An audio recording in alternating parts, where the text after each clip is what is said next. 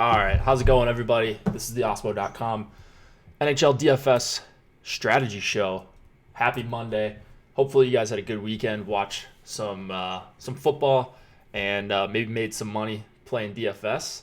I'm joined by Slim Cliffy, Michael Clifford. How's it going, man? Good, good. I'm surprised you didn't bring up the big football game tonight. I did, it Oh, I just didn't got even think about. Yeah, so I just I had to remind myself 2 times that there was a game tonight. I'm a it, Bachelor it guy like though, so it seems like it snuck up on us, right? yeah. Because of that weird scheduling with New Year's Day and all that. Like I completely forgot there was still another like college football game to Yeah. come, and I saw the commercials today, and I was just like, okay, I guess I'll watch that tonight. Yeah, so I'll probably watch some of that. But Monday is Bachelor night, as me and you have discussed before. All right, what did I do there? But yeah, so I don't know. Watch some of it, and if it's good, maybe watch a little bit more. If not, I've got a nice consolation prize on another channel. How did DFS go for you? Did you play any NFL at all or any NHL? Uh, NHL went pretty well for me last Nice. week as a whole. Like exceptionally well. Uh, Saturday I didn't do that well at all. Maybe won back like half my entries. As far as NFL goes, I usually don't play much. Like I'll never play during playoffs. Like Yeah. for me, it's just during the season because there's usually not much NHL on Sundays. Like I'll throw in a lineup or two, maybe play the Millie Maker or something like that. I just don't play a lot of NFL. I guess I don't have the patience to try to learn multiple DFS games. I'll just stick with NHL and baseball for now. Yeah.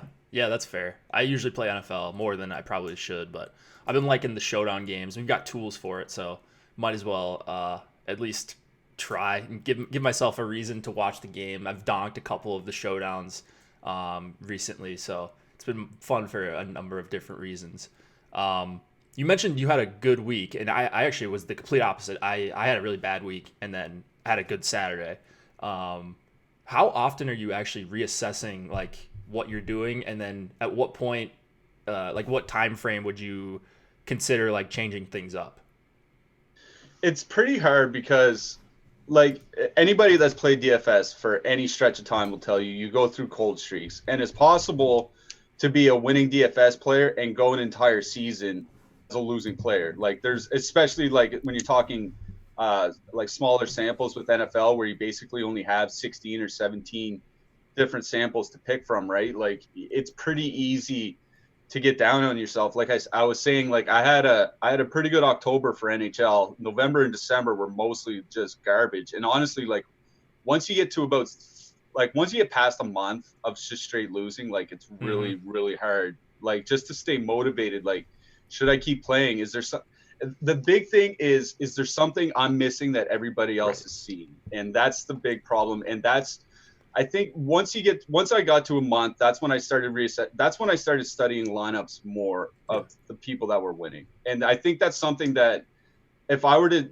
give a few pieces of advice to people just jumping into DFS, studying the winning lineups is very important. And it's I hate that it's something I don't do as often nearly as I should.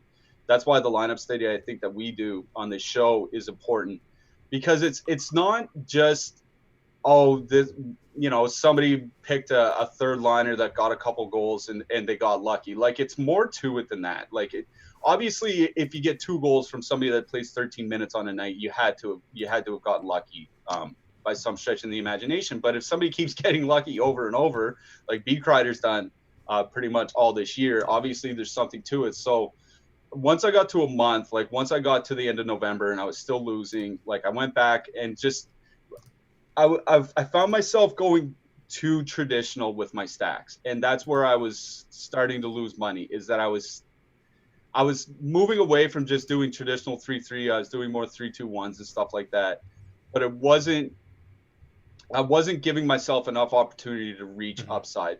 And that's the thing here, right? Is like people have to realize a 3-man stack, all 3 players going off on a line on a given night is pretty rare. Like if you go and look at who assists on goals. Like even Brad Marchand will only assist on like half of David Pasternak's goals, maybe a little less. When you look around the league, it can be a lot lower when you get down to second and third lines. It's 10 to 20%. So knowing when you can take a player out and when you can replace a player. Like I wrote up in my Power Plays article today, like Calgary, for example, if you want to stack Lindholm and Kachuk, you don't necessarily need Andrew Mangiapane on there. You can, or you can leave him off and you can add somebody else that's on the power play unit with them. And that's kind of, like, not to sound long-winded, but that's kind of like my barometers. Like once I get to about a month where it's been consistently losing, that's when I'll go back and I'll look to see what other people are doing. You know, has something changed in the NHL trends that I'm missing? Maybe fewer penalties are being called, and that would lead to more 5-on-5 scoring. So those kinds of things, like after about a month is when I go to reassess. But even if you're not losing, you should still be reassessing like every 4 to 6 weeks just to see what the winning lineups are doing and what you may be missing out on. Right. Yeah, exactly. And I think the last thing you mentioned actually is a really good point. Even when you're having a good stretch, like I've had a nice stretch here, but just trying to remind myself, like, all right, well, maybe I was the one who was getting lucky, like you talked about, like B. Kreider, but he's done it so many times that he clearly knows something about lineup construction, or he's targeting the really good one-offs, and he's got, like, his exposures are just better than everyone else's, or something like that.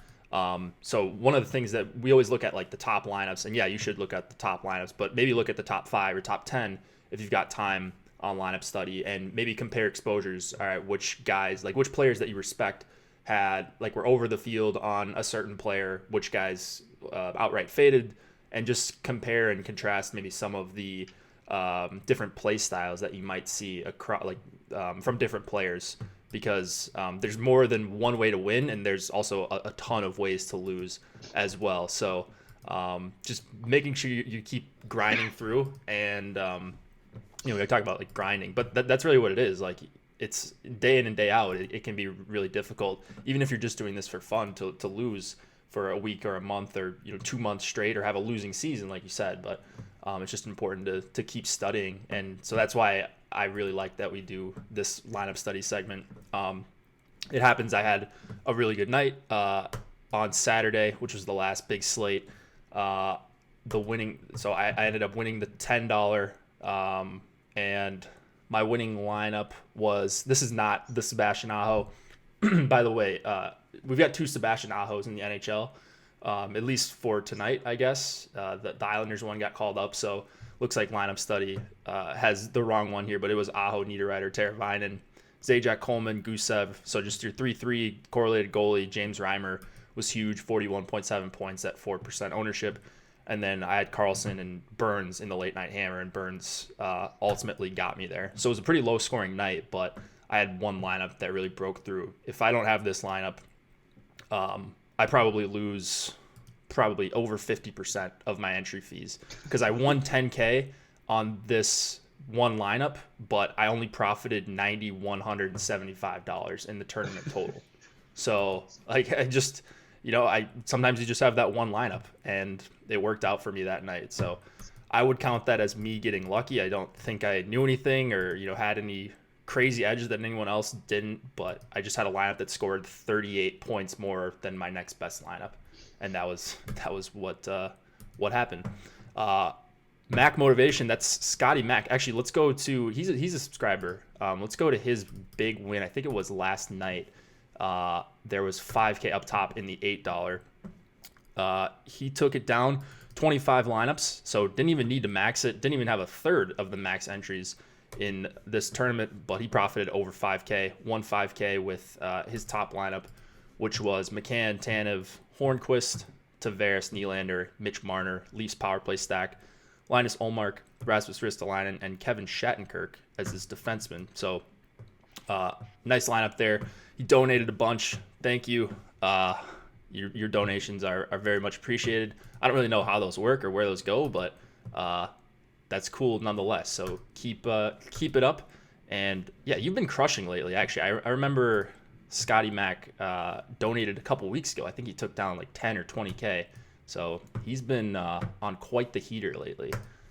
Anything you want to talk about on the Saturday slate before we talk about sponsors and free stuff for today? No, not for me. Okay. Yeah, it was a pretty weird slate. not a ton going on that I remember. So No, it's just a real low scoring slate. yeah, low scoring. Yahoo Daily Fantasy Sports is our presenting sponsor. They are running it back again for the 2-gamer for NFL this week, 15K to first and their 150K baller. Still the low management fees. Not going to find those. You're not going to find better tournaments than this across the industry. NBA, they have 7,500 to first place tonight in the $15. And then NHL, they've been having some pretty decent sized tournaments on these bigger slates. So we got to keep supporting NHL over on Yahoo. 2 max tonight and they're $12. That's my favorite tournament that I play over there.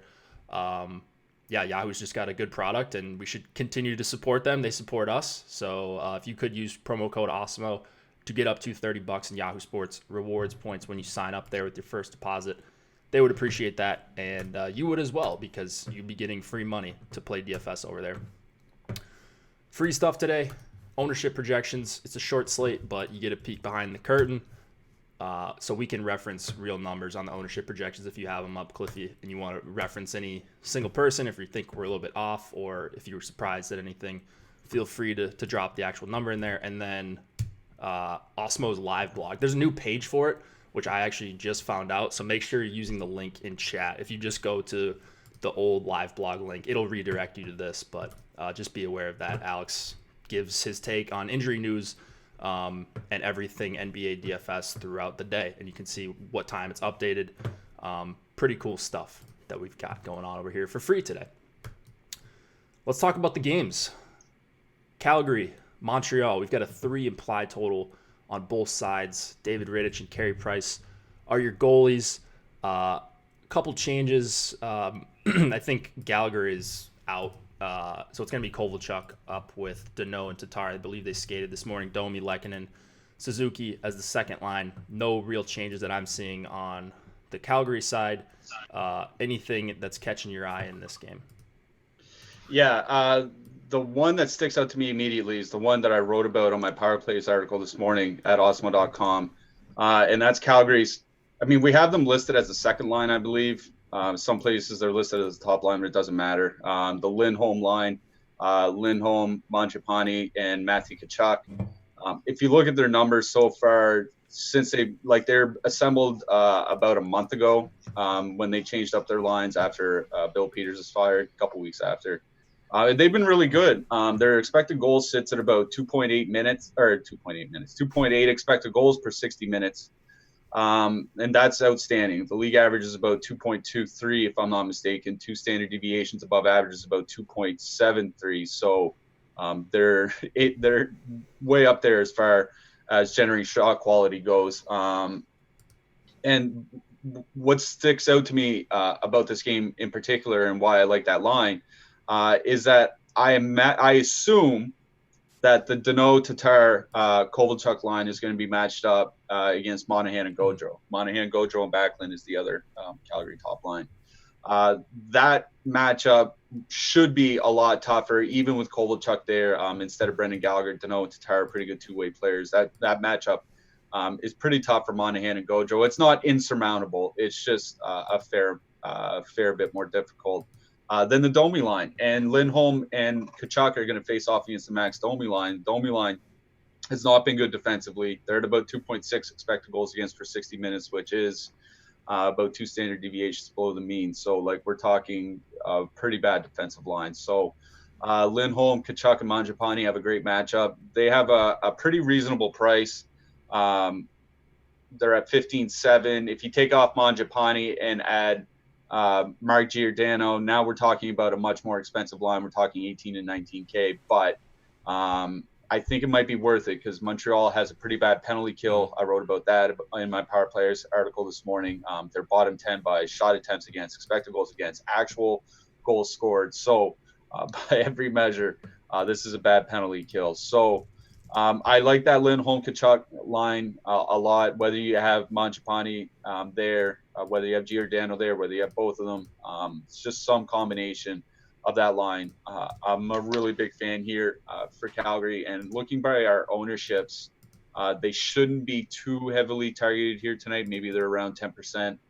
that's just fine for me on a 5-game slate. So give me some of that Lindholm line here for Calgary. Yeah, that's the one I prefer as well. You mentioned you went through the matchups.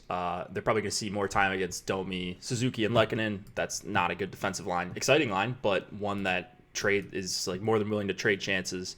And then like I think at some places and maybe with ours, I haven't looked at like the actual like line projections on our site yet, but I think you might see the Monahan Gaudreau Backlund line be a lot more popular depending on which tournament you're talking about, just because they look pretty cheap when you factor in $4,200 Backlund, but they just haven't played as well as I would like them to. That second line has been better, the Lindholm line, so I'm targeting them more so in tournaments. Might have to give them a manual bump, but I don't really have an issue with doing that. Projections are a great guideline, but you want to differentiate yourself a little bit, no matter what projection system you're using. Danault, Tatar, and Kovalchuk, I assume they were going to be a pretty popular filler. It doesn't look too bad right now because of the 3 implied total. I just thought that they would be more popular, but Kovalchuk, the only one, Danault's above 10% as well, but not outrageous ownership, just low double digits for them. They're fine for me, but I just those are not actually my best lineups tonight. So I'm like right at about 10% is or on Montreal 1, and then the second line, Domi, Lehkonen, and Suzuki. I don't really have much of them either. So it's going to be a lot of either Calgary 2 or Calgary power play. You mentioned the Montreal poor penalty kill. I'm fine targeting that as well. What about defensemen here? You mentioned Gio. Anything on the Montreal side? Yeah, one thing we should note is that it looks like Ben Sherratt's going to be back. He had missed the last few games with injury. Marco Scandella was playing with Shea Weber. I assume Sherratt's going to be back with Weber on the top pair. So if he's back to his 25, 26 minutes or whatever, he's certainly back in play. One thing to note for Calgary is Travis Hamonic. The Calgary Flames have been going through a couple injuries on the blue line, and Hamonic's minutes have actually gone up quite a bit. He's gotten up to the 22, 23 minute mark quite a bit in the last 4 or 5 games. So if you need a punt defenseman, I don't mind Hamonic either. That's a guy you'll get at 1 or 2% or something like that. So Hamonic and Sherratt kind of stick out to me. Petry's the guy that I really have targeted for Montreal. He's just one of those combo guys. He can get you 5 shots on goal, or he can get you 3 block shots, or, if you get lucky, maybe you get both of them. He runs the power play unit that has Tatar and Danault. That's the one that usually gets a little bit more run. So I do like Petry here. Calgary, obviously, like I said, Giordano, Hamonic. I don't think I'm going to be digging into the bottom end of the Calgary defenseman here. So if it's not Giordano with the power play or Hamonic maybe as a one-off, I'm probably going to leave the rest alone. But I do like we'll see what they do in net, whether it's Talbot or Riddick. I assume it's going to be Talbot. Montreal is a big shot volume team that doesn't really score a ton. So whoever starts for Calgary, they're certainly in play as well. I think Riddick's confirmed. Is he? Is it Riddick? I'm pretty sure he was. We've got him confirmed. I mean, we've had issues with that, but we've got him confirmed right now. So maybe someone in chat can look that up quick. No, well, yeah, it does look like it's Riddick. Okay, I just missed that. All right. No, all good. So, yeah, good. I'm good with Riddick here. I don't like expensive goalies on the road, but Montreal, they're certainly a candidate for 35 plus saves. Yeah, they always put up a decent amount of shots. It feels like goalies with the new shot bonus, when you factor that in, like goalies do have quite a bit of upside against them. So he's actually one of my higher exposed guys, which I would have not expected coming into the slate. And then I agree with you on the Weber Petry thing. More excited about Petry once again. Feels like he just crushes every other game, and like his price kind of just stays where it's at. So he's on that second power play, or listed as a second power play, but that's the Danault Tatar unit. So I'm fine playing Petry as a one-off. Weber too, but mostly Petry. I'm getting to more of a different guy in Weber's range, so that's the only issue that I have with him. Let's go to the Islanders and the Rangers. We got a 3.1 implied total for the Islanders, 2.9 for the Rangers. Semyon Varlamov and Alexander Georgiev, going for the Rangers. This should be a pretty fun one, maybe. One question that we do have is, and we'll know this at 6:30 Eastern, is just whether or not Pavel Buchnevich is going to play. Do you expect that he's going to play? Like, have you heard anything? And then if he doesn't play, what would you expect? Like, how are you treating this situation?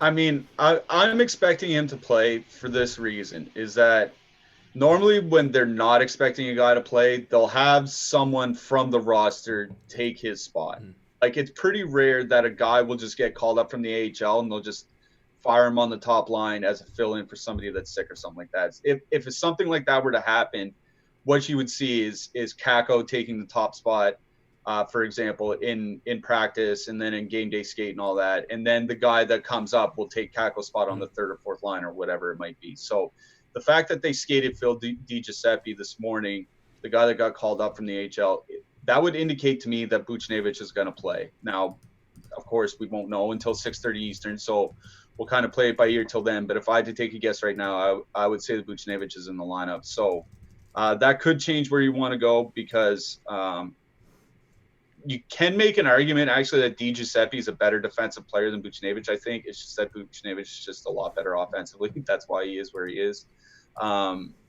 So I think it kind of helps the Rangers defensively and kind of hurts the Islanders offensive upside. I mean, not a lot. It's just one guy coming up in the AHL. It's not going to, completely make or break. I just think that line probably got the top line, the Zibanejad line where DiGiuseppe would play. If he is there, it would probably get worse offensively, but even better defensively. So that's kind of the trade-off here. For the matchups, it kind of looks like that Zibanejad is going to be lining up against the Nelson line.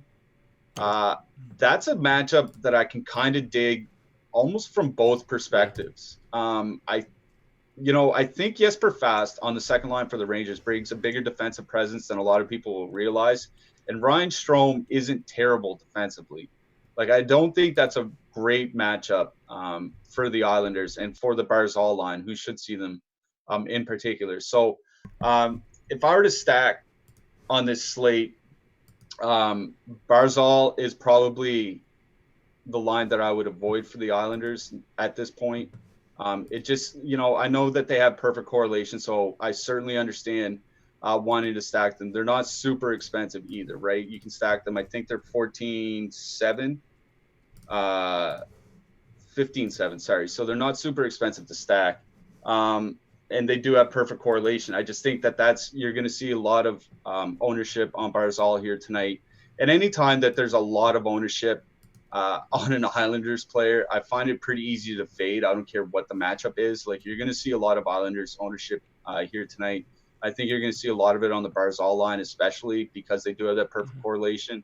Obviously, it's a good matchup for it because the Rangers are one of the most penalized teams in the league, and that's why I do like Barzal as a one-off or something like that in a cash game. It's just, if I were to avoid the ownership and go for a line that's probably better offensively, it would be Nelson, Lee, and Everly for the Islanders. Whether you want to just, maybe you want a two-man stack, use Nelson, Everly, and then add somebody like Ryan Pulock or something like that to get the second power play unit, the guys with lower ownership that are still in good matchups. So for the Islanders side of thing, I'll probably try to avoid a bit of the ownership on Barzal and go gravitate more towards the Nelson line. On the Rangers side of things, it's the Strome line for me for sure. Strome and Panarin and Fast have been excellent together. I mean, like, excellent together, both offensively and defensively. I think they get a good matchup here. Not a good matchup, but a better matchup than people would realize going up against the Barzal line, because the Barzal line hasn't been good defensively at all. They're sitting about 2.5 expected goals against per 60 minutes, which is well below average. That Strome line is what's sticking out to me for the Rangers side. So Strome and Panarin. I like using Fast there because he's cheap enough where even if he busts, it doesn't really tank your lineup. But all you need is an assist and a couple shots from him, and then you're fine. So I do like stacking that whole line. D'Angelo would go along with them. You're fine to use him. You can leave him off. I mean, it's kind of hard to leave him off after he had that 5-point performance last week, but I mean, that's kind of where we're at. So The Rangers second line, Strome, Panarin, Fast for me because I think they get a little bit of a better 5-on-5 matchup and they have a little bit lower ownership and they're just a better line, I think. On the Islanders side of things, it's Nelson, Eberle, and Lee. That's probably going to take my ownership, though. I don't know how heavily I'm going to go on them. Again, I think this is where a lot of ownership is going to go tonight, and I tend to try to avoid those situations, especially on small slates. Yeah, I thought we might get the Nelson line pretty low owned. It looks like the ownership, what we have projected right now, and there will probably be one more update before lock, but right now it looks pretty close between the two lines. I was hoping that it would be the Barzal line just because of the fancy power play one tags, and everyone would jump to them because they like Beauvillier and Barzal or whatever. But right now it's pretty close with Anders Lee actually getting the most ownership of any Islander right now at just under 16%. So I agree with you. I mean, I could see a situation where Lee is the highest owned Islander, but that line as a trio is still lower owned than the Barzal line. You know what I mean? Yeah, for sure.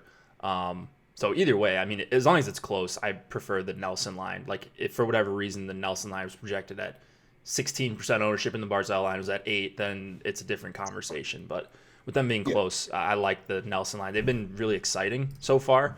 If you look at their numbers, the shot attempts 68.4 per 60 right now, 69 or 68.5 against. This is only in 63 minutes, but a decent enough sample. They played a few games together so far this season. And then you factor that the Zibanejad line is going to go up against them. I think it might be a pretty fun matchup both ways. So I like the Zibanejad line a little bit better than the Strome line, but I do understand what you're saying about the Strome line being a little bit better so far. I don't know. I like Zibanejad just a little bit more. I actually like the Rangers side more, even though they have the lower total. Like, if I could only choose, like, if I was building one lineup tonight, it's way more likely that the Rangers would be in that lineup than the Islanders at these ownerships. I agree with you there. Like, it seems like the Islanders, they do have good individual performances, but it's not often that the entire line has gone off in a single game, right? I'm trying to think back of monster Anders Lee games or monster Jordan Eberle games, and they're just not coming to me. I'm sure there has been some. But the one I can remember, literally the one time I can remember the Islanders going off was when Josh Harris banked the live final seed. But that was in early November. Yeah. I can't remember. He had Barzal, Lee, and Eberle or something like that. And that line went off. But yeah, it's hard. They just don't really go off. They play their. I think we talked about this last Monday.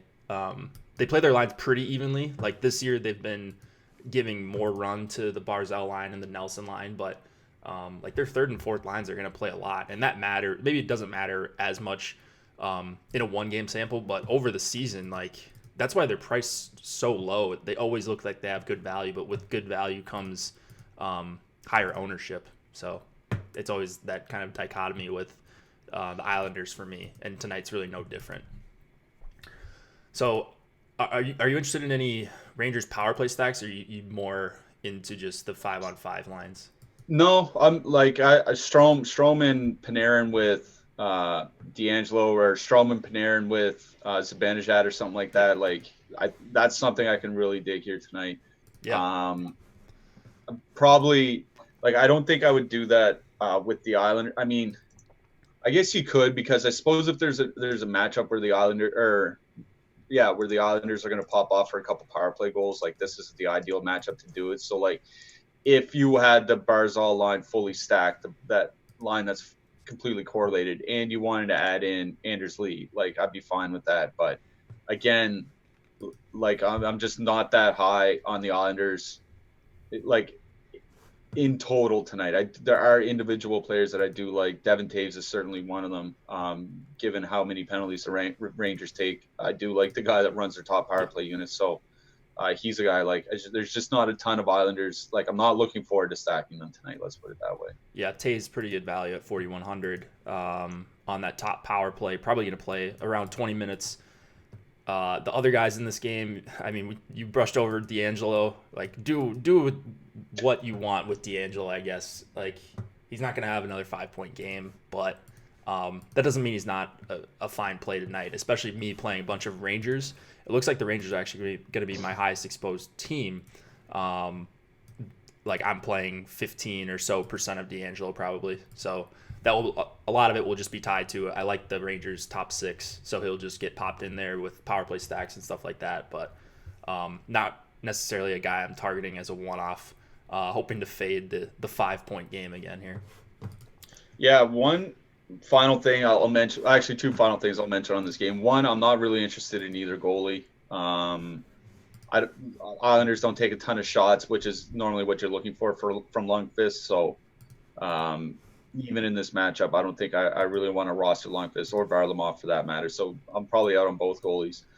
The other thing I want to mention is that I do like Derick Brassard as a one-off in this matchup for two reasons. One, the Rangers are kind of susceptible to giving up chances while shorthanded. Two, more than anything, is that he's going to match up against that third line from the Rangers, and there's a decent argument that third line from the Rangers is the worst defensive line in hockey. I'm serious. And even though, he's playing with Tom Kuhnhackl or whomever, Brassard is good enough to take advantage of that by himself. So I don't mind Derick Brassard as a one-off on the slate. I wouldn't stack his line, but he's a guy that I'm going to be throwing into some of my lineups just to get a little bit of exposure because I think it's a good matchup for him. I don't mind that at all, especially if you're going with like 3-2-1s. Just not going to be owned at all. I'm trying to see if Brady Shea, if I'm getting any like of these secondary defensemen in this game, and Shea was kind of someone I had my eye on. Like his minutes have been up lately, $3,500, maybe a time to take advantage here, but he's not on a power play. I guess maybe there's some 5-on-5 correlation with the top two lines, but that's really the best I could say. And then Trouba at 5,500, second unit. I don't know. I'm okay if like I get beat by Trouba tonight, I guess. Yeah, I mean, like I like Trouba, kind of like as a way to differentiate. Like you can tell with the pricing of the defenseman, like there's 3 or 4 guys that are super expensive, and then everybody's just priced down from there. So I could see Trouba pretty much being overlooked because it's going to be people are going to roster the super expensive defenseman or just punt, right? It kind of seems that way. Like there's just not a ton in that mid-value range that you want to look for, like Hampus Lindholm and Nick Leddy and Cam Fowler. Like these aren't guys people are going to want to roster. So I do kind of like Trouba here tonight. I don't know how much I'm going to get to him, but if you want to be a little bit different, I can't see his ownership being high. Yeah. All right, let's go to the Bruins and the Flyers. We got a 3 implied total for Boston, 2.6 for Philadelphia. Yaroslav Halak and Carter Hart are the starters. They are confirmed. And we've got some new Flyers lines. So this morning at practice, they rolled out Couturier with Voracek and Raffle. Van Riemsdyk down on the third line with Scott Lawton and NAK, we'll call him because I can't pronounce his name. And then Hayes, Giroux, and Konechny up on, I guess you call it the top line with Konechny and Giroux up there. Seems pretty clear that they're going to go with Couturier, Voracek, and Raffle against the Bergeron line, right? That's what you were saying before the show. Yeah, I mean, I would be shocked if it wasn't Couturier against Bergeron. And I assume that's why they changed up their lines, too, is that they want to get Konechny and Giroux away from that matchup for the Bruins. Because, like, if you can get into the second and third lines, that's where you can take advantage of the Bruins, I think. So, yeah, you're right. That Couturier line's going to go up against the Bergeron line. And honestly, like, I don't want to say I don't want to roster the Bruins because it feels like tonight's going to be a night where they're going to get overlooked, right? Like, it just... They look pretty low owned. Like, for a 5-game slate, they're so they're almost 24K. That's probably more of the issue. But, like, I wish they were priced down more for this matchup because I don't like the spot at all. Like, I wish there was more ownership on them because it's making me nervous. Yeah, I don't like the spot and I hate the price. Like, it's a bad matchup and it's a bad price. But, I mean, that's going to get everybody away from them, right? That's why Brad Marchand on a 5-game slate is coming in our ownership projections at 10%. Yeah. It's because nobody's going to be playing them. And that's why, like, I'm kind of torn on what to do here. Because obviously there's 2 lines on this slate that can legitimately break the slate, and they're one of them. So what do you do with a line that's overpriced in a bad matchup but has the ability to break the slate? Like, if they come in at 10%, I would want to be overweight on them. I really would, despite the matchup. So I think I'm gonna go 3 max tonight. I think is Okay. what I'm gonna end up doing. So I think I'm gonna have Boston 1 out of the 3 lineups. Okay. Is what I'm gonna do, because like I said, it's the one line. There's 2 lines that can break the slate. That's one of them. Um, it's just I know it's hard to swallow, but I think there are enough cheap lines like the Montreal third line. We didn't really get to talk about it, but I do like Kotkaniemi in Cousins. The Rangers third line is fine if you want a 3-man stack. We're going to get to some more players later. I think there are enough cheap spots here tonight that it doesn't really kill your lineup if you stack the Bruins. So I'm going to have some of the Bruins here tonight. What I wonder is how much ownership ends up on Hayes, Konechny, and Giroux, because I imagine most people are going to end up figuring out that line's not going to be matched up against Bergeron, so it's going to get into the depth for the Bruins. So I kind of wonder where that ownership is going to end up for us. I know we have Giroux at like 10%. We have Konechny around the same as well. So I really like that line. I like it with Hayes. Hayes is a good 2-way. He's like a diet Sean Couturier, in that he's a good 2-way player. He's just not nearly as good as Couturier. So I think like this is a good matchup for that Flyers line. So I'm digging that Couturier line. One last thing, using Voracek, or not Voracek, sorry, Van Riemsdyk as a one-off seems obvious, seeing as he's still in the top power play unit. It's been struggling. But I think most people just completely avoid him, so I don't mind Van Riemsdyk as a one-off here. So that's kind of where I'm at in this game, is that I'm not going to use the Bruins depth. I am going to get ownership on top Bruins line. I like the new Giroux line, but I think I'm going to avoid it here tonight and probably just get some one-off James Van Riemsdyk. Yeah, I feel like I'm making a mistake, like not taking a major stand in this game. I guess at least not an overweight stand. So I echo what you said about Boston one. Like they're just the worst on these short slates when it's a bad spot, because they're still going to get some ownership, but is it too much ownership? Is it not enough ownership? To me, it seems about right. So right now I have 6% of Boston one. If that comes up to 8 or 10% out of 100 lineups, like at least, I cover myself. At least I have 6 or 8 or 10 chances if they do completely explode and I find the right filler stack or whatever. And that's usually what I do with them. But yeah, I hate the matchup. If you just talk about line matching against Couturier in Philadelphia, it's a low total for Boston. Philadelphia doesn't take a ton of penalties. They're an average defensive team overall. I doubt I get to the 10% if I have 100 lineups. I get it if you have less lineups and you want to cover yourself and play one Boston one, but I can't imagine like hand building a Boston one lineup at 23-7 and then I don't know. Like who do you pair with them? I guess there's only a few lines you can pair with them too. I mean, like I mentioned that Montreal third line. I do like that third line. Kotkaniemi, Cousins, and Paling. Okay. I mean, you probably only need like 2 out of the 3. Same thing with the Rangers third line: Hedl, Kakko, and Howden.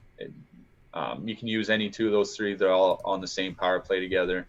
The third line from Carolina, we'll get to them next. They actually do have good numbers, and I think they're in a decent matchup. So Carolina third line as well. Like, that's the thing. That's like, if there weren't third lines and depth pieces I'd have no problem passing on Boston here tonight. But there are actually some third lines that I do like on this slate. I do like their matchup. I do like their price. So I think that's what's going to price me into more Boston one than I'd like here tonight. Fair enough.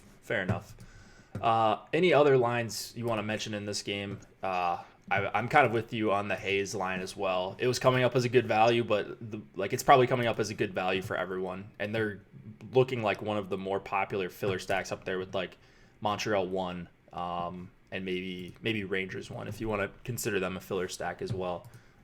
So I'm just not that interested. I like other lines a little bit better than Philly 1 for tonight, just because I think Boston's just such a tough matchup overall. Any other lines or one-offs or defensemen that we should talk about here?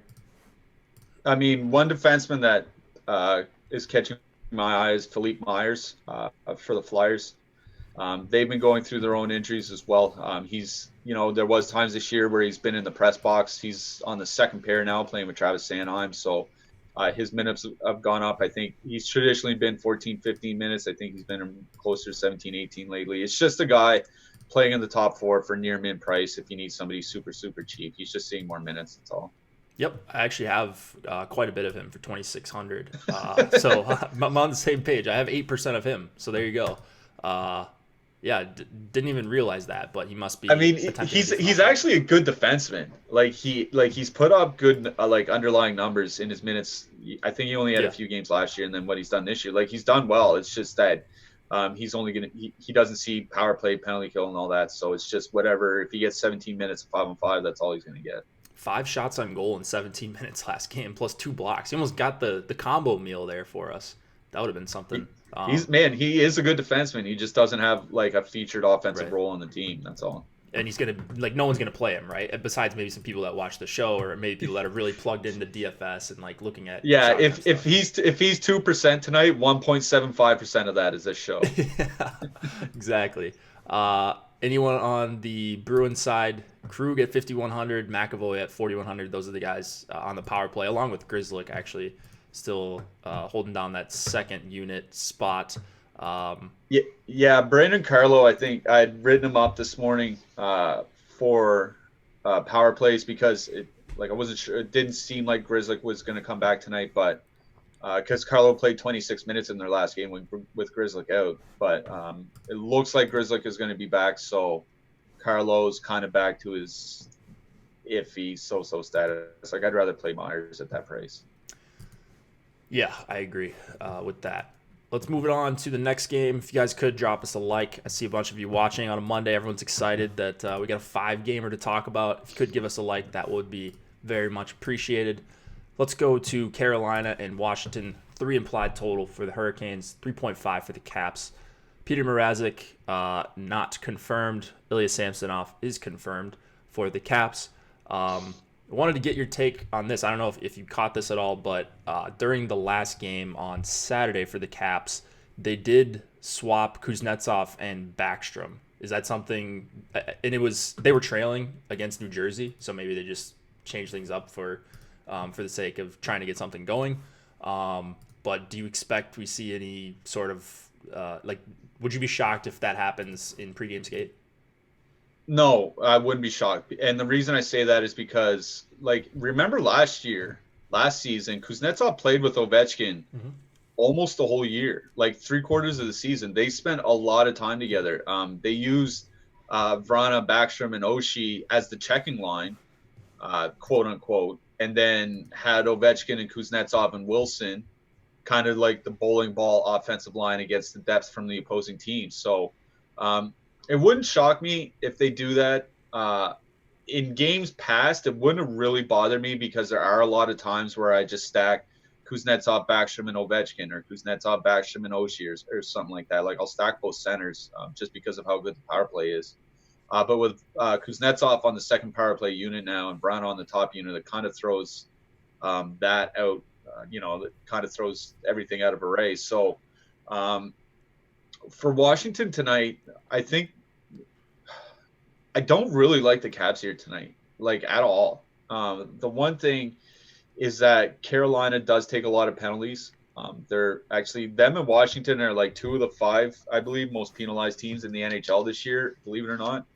But both penalty kills are pretty good. Carolina's at least middle of the pack.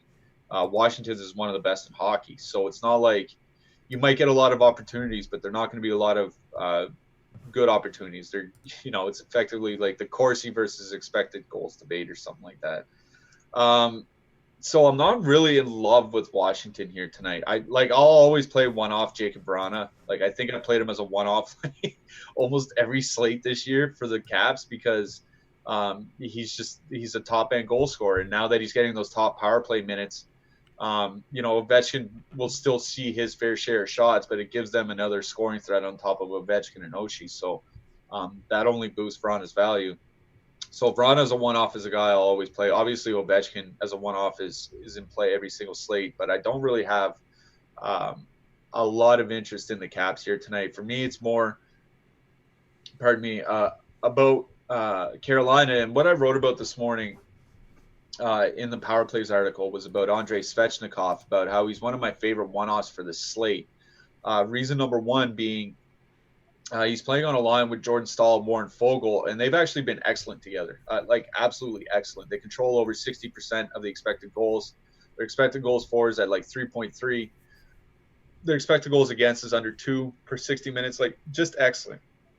Now, this is where the stats and what you see in real life don't align. Like, if you look at the numbers, this is one of the best lines in hockey.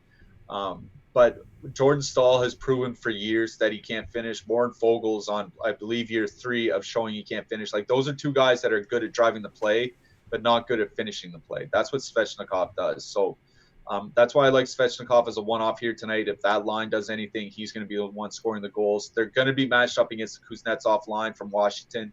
They've been atrocious defensively this year, like really, really bad.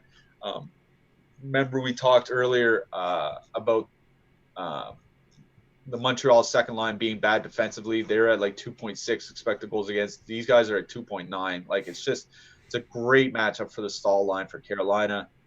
It's just I don't see a lot of games where all three players go off because two of the guys aren't even on the power play. Jordan Staal, I don't think he's reached 20 goals in like 10 years. Warren, like I said, and Warren Fogel's not a goal scorer himself. So if I were to stack any one line, it'd be the Aho, Teravainen, and Niederreiter line, and I do like them here tonight. I'm definitely going to have them in my lineups. As far as one-offs go, Andrei Svechnikov is one of my favorite on the entire slate. And then we mentioned the Carolina third line earlier. That this line, if I'm using Boston 1, this is a line that I'm pairing with them. Holland, Nietzsche's, and Ryan Dzingel. They've been porous defensively, but they've been good offensively. And as long as they stay together, I don't care how bad they are defensively. As long as they're good offensively, which they are, that's all we care about. And they should see just the depth matchups from Washington, and those are good matchups for them. So I like Carolina's top line as a stack on their own. I like Carolina's third line in conjunction with Boston 1, and I like Svechnikov here as a one-off. Washington, best one-off, Vrana one-off. I don't think I'm stacking any of the full lines, whether it be a 5-on-5 or the power play. For me, for the Washington side, it's probably Washington 1 or nothing, just because I hate how the Washington 1, Washington top power play or nothing, I should say, because I think you kind of mix in Vrana or Oshie with Backstrom and Ovechkin, assuming these are the correct lines. I kind of think that they're going to go back to the Backstrom with Vrana and Oshie, and if that's the case, I would just swap. I think you should almost always react to late line changes unless it's something like a random plug getting moved up to the top line or something like that. But like we have a sample on both Backstrom, Vrana, and Oshie, and then Kuznetsov with Ovechkin and Wilson. So that's what I'll be looking out for at 6:30 here. If it's not right, it's probably going to be either the Backstrom, Ovechkin, Wilson line, or swap out Wilson for one of the other two top power play guys, plus Carlson, just because of the amount of penalties Carolina takes. And I think you mentioned that as well. And then I'm in agreement as well on the Carolina side. Hard for me to stack up Staal, Foegele with Svechnikov. I'll probably mix in a couple, just because those guys are usually low owned because they don't play on the power play. So if you get the Svechnikov multi-goal game, maybe they combine for 3 assists or something like that, and you might be able to get there as a full line if the slate sets up that way. But I'm way more interested in stacking the Aho line because it's 3 guys that I guess can score. Niederreiter hasn't been doing much scoring, but I just like how that line sets up so much better. And then Carolina 3, I like the call there. Really cheap for a line that's played well. What are you doing with the defensemen here? We've got 2 7K defensemen, Hamilton at 7K flat, and then Carlson at 7,300. Is that just too expensive for these guys? Or are you willing to pay that? I mean, because I'm not in on Washington that much today, I'm not going to be rostering Carlson, so that's kind of where I stand on that. On the Carolina side, like I said, Washington takes a lot of penalties, but they're really good penalty kills. So I don't know if I want a power play stack here.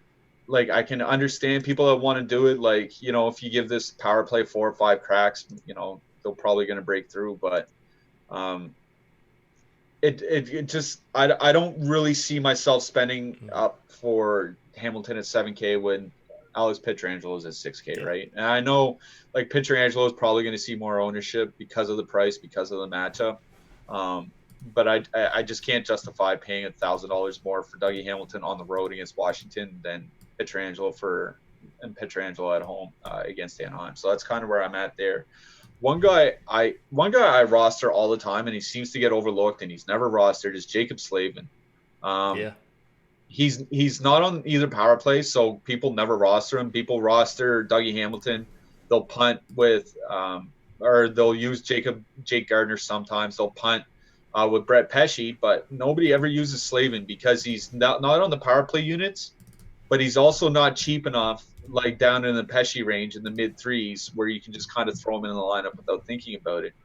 But Slavin is a guy who's putting up, I believe, over 2 shots per game. He's at 1.5 blocks per game. He's on pace for over 40 points, and there's no mirage about it. Like, there's no sky-high shooting percentages. There's no overheating or anything like that. Like, there's no, you know, points percentage that's way out of whack or something like that. Like, his season that he's having this year is just how good he is and how good this team is.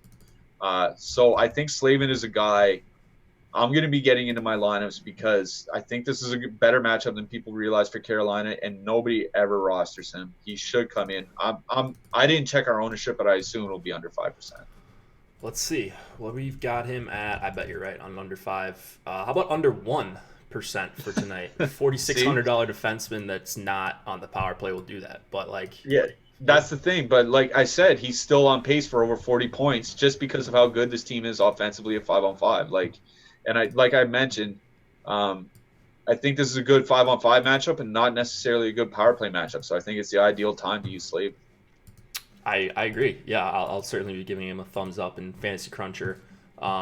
He's always a guy that I forget about too. Like I always play the guys in the power play, but there's something to be said for guys with good peripherals. Like they can still, like if you hit on the time they get the 2 assist game, or you know they score a goal, and they're at 1% ownership, like he's probably going to be tonight. Maybe he gets to like 3% in some tournaments, but he's going to be really low owned.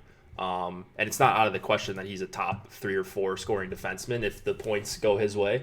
And he plays with Dougie Hamilton, who everyone else likes to play too. Nice possible edge there for way cheaper. I'm getting to a lot of Carlson.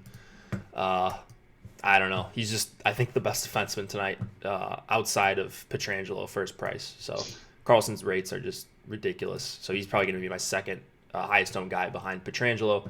But the ownership from defensemen tonight for me, or my exposures, are pretty flat across the board.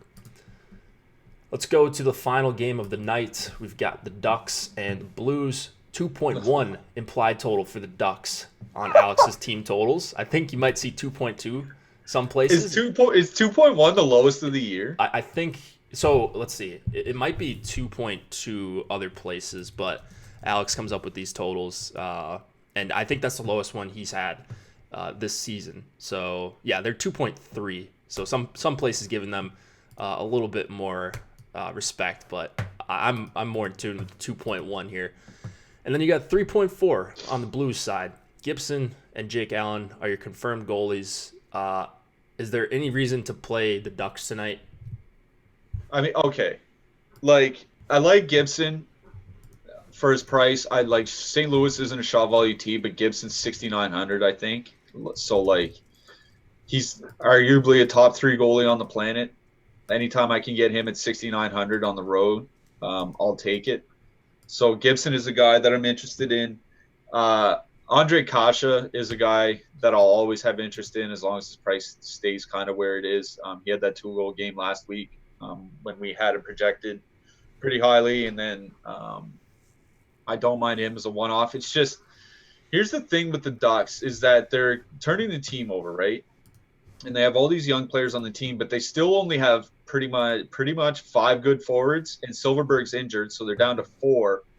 And they have 3 of them spread across 3 different lines, right? It's only Henry playing on the top line with Getzlaf, but then you have Raquel on the second line and Kasha on the third line. Like, even if you wanted to stack, what are you going to stack? Are you going to stack Henry with I don't even know who's on the other side. Is it Sprong? Are you going to stack Henrique and Sprong? Like, I'm not going to do that going into St. Louis, which is just a death matchup. Like, even if you want to stack Henrique and Getzlaf here tonight, just for the power play correlation or whatever it might be, they're going into St. Louis in the Ryan O'Reilly matchup, which is probably like one of the worst matchups in hockey. So, like, I do like the idea of some one-offs from the Ducks here tonight, because there's going to be no ownership on them. So if you want a one-off Josh Manson because he's super cheap on the top pair, that's fine. If you want a one-off Ricard Raquel because he's one of two guys on the entire team who can score a hat trick, that's fine. Andre Kasha, that's fine. I'm just not going to be stacking 3-man stacks from the Ducks here tonight. I just don't see any justification for it, ownership or not. Yeah, so that's the only. I should have said ownership notwithstanding. I guess there's always a reason to play a stack from a team that's just going to get virtually no ownership on a 5-game slate. But man, outside of that, like even with that, like even liking to stack up full lines and knowing the low ownership, I still can't get them to come up once I factor in the low ownership. So I'm kind of good just for the most part passing on them. I can't guarantee I'm going to have no Ducks in my lineup, but I wouldn't be upset if I had 0 of them. So I mean, like I said, it looks like I'm going to 3-max tonight, and the only Duck I'm probably going to have is John Gibson. Yeah, exactly. That's probably the way to do it. $6,900 goalie on the road. If they win this game, hard to imagine that he doesn't at least flirt with the 35 save bonus.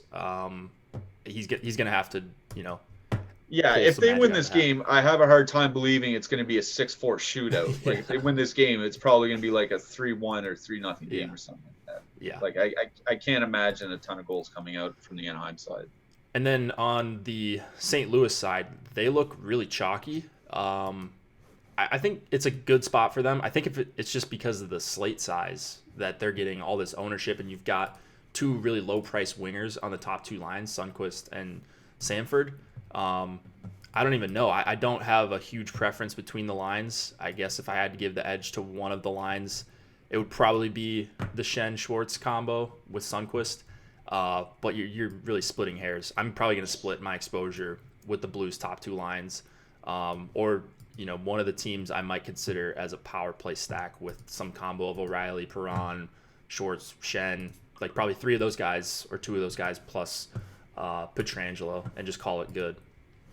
I mean, you talk about splitting hairs. I don't think DK knows what to do either, because both lines are 13.6, yeah, right? They're so cheap.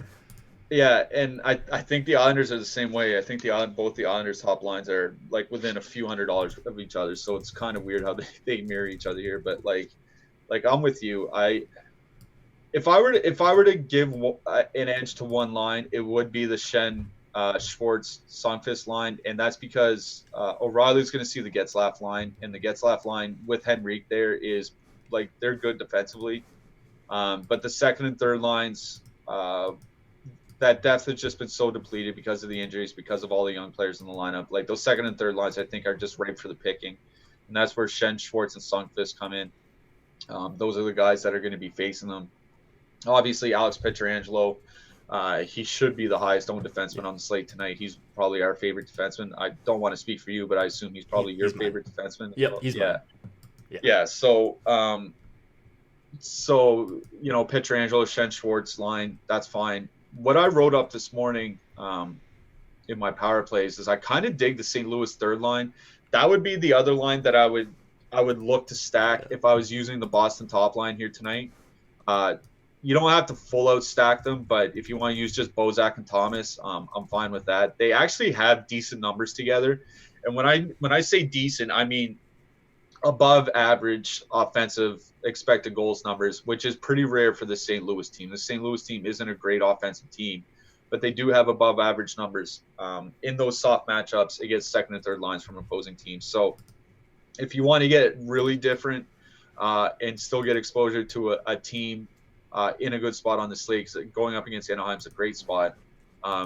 Just if you want to do some sort of like Bozak and Thomas and Justin Falk. Justin Falk is a defenseman. If you want to avoid the Pietrangelo ownership, I love Justin Falk here tonight. His minutes have gone up since Gunnarsson and Parayko have gone out, and Pietrangelo's have stayed flat, believe it or not.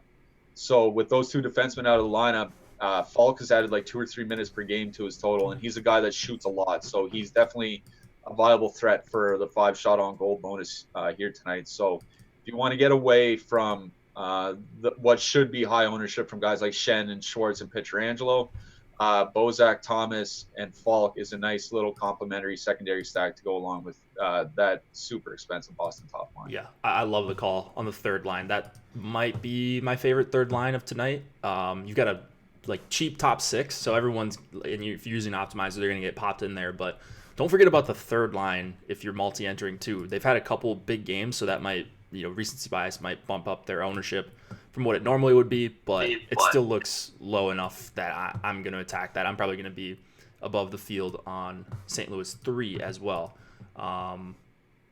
Falk, I was not expecting you to say you liked Falk, but I don't like him as a player, but he's a great. I think he's a good value. Yeah, that's what I mean. Yeah, he sucks. Yeah, no, it's just that his minutes have gone up. If you look since Parayko got injured, I think it's the last 4 games he's played like 22, 23, 25, 23 or something like that, where he's typically been the 19, 20 range most of the year. So when a guy that likes to shoot as much as he does is going to get more minutes in a good matchup, he's definitely a threat for the 5 shots bonus here tonight. Yeah, and he's had a really tough stretch as far as results. There's a bunch of red if you look at his game logs in Fantasy Cruncher. I just like to look up, and so he did have a really good stretch before that too, and just the points haven't been there, but the minutes look there. Like you mentioned, the shot attempts look like they're probably going to be here even more. Yeah, that's a guy that I was shying away from, but with the increased ownership to Pietrangelo, and maybe if this were a later game, maybe you could consider him as a late swap option. Like if you're close to banking and you have Pietrangelo, but everyone else has the 60 PMR, maybe you swap down and hope you get a Falk goal or multi-point game. But I guess you're not going to know early enough on this slate. So, something to put away maybe for the next time the Blues play. A lot of spam in chat. Very good. Perfect time for us to get on out of here in just a minute. We are presented by Yahoo Daily Fantasy Sports. Go support Yahoo. They help support us. Use promo code AWESEMO when you sign up on Yahoo for up to $30 in Yahoo Sports rewards points. Check out their NBA and NFL stuff. Of course, they've got NHL. This is an NHL show. Check out our NHL ownership projections. We now have them for DraftKings and FanDuel. So if you play over on FanDuel, here you go. Here's your chance to try them out for free and see if you want to come join us. Promo code HITTHEICE is how you get up to 50% off of your first week of any Osmo Plus weekly package. Then finally, our live blog. It's on this link now. The link is NBA /DFS /live analysis now. So it's not the old link, but you will get the same analysis from Alex. It'll just be in a little bit of a different form. So check that out for free if you are playing NBA. All right, let's get on out of here now. Cliffy, your mic broke. Got it. Okay. Cool. So we'll just head on out. Thanks for joining. Feel free to drop us a like on your way out, and it will be myself tomorrow, and Nolan will be gone. So it'll probably just be me going solo unless we find someone to fill in. Good luck tonight, guys.